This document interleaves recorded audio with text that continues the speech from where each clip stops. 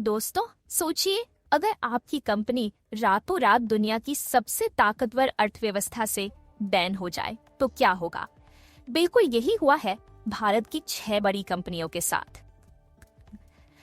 Donald Trump ने ऐसा action लिया है जिससे भारत हैरान रह गया है और पूरी दुनिया चौंक गई है। Welcome to today's breaking update.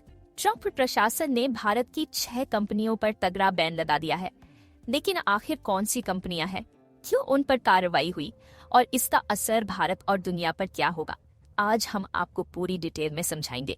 Companies details. सबसे पहले जानते हैं कौन सी कंपनियां बैन हुई है और क्यों।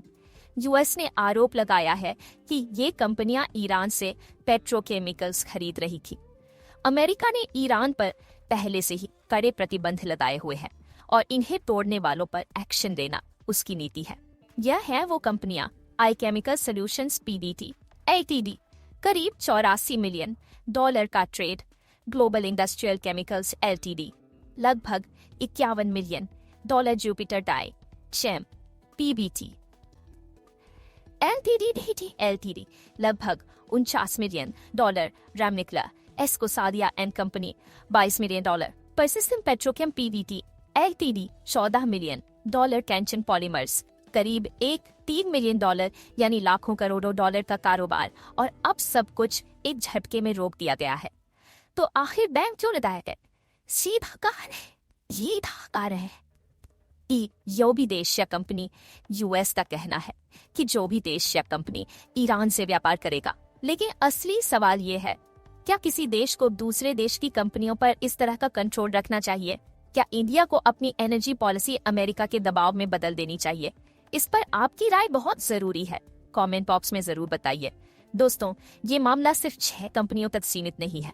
ट्रंप पहले ही इंडिया पर इंपोर्ट टैरिफ को 50% तक बढ़ा चुके हैं। अब ये बैन यानी इंडिया और यूएस के बीच ट्रेड वॉर और गहराता जा रहा है। अमेरिका कहता है कि इंडिया, अगर तुम रशिया और ईरान से सस्ता तेल खरीदोगे तो हमें नुकसान होगा। लेकिन इंडिया साफ कह चुका है, national interest first, impact on India. अब बात करते हैं असर की।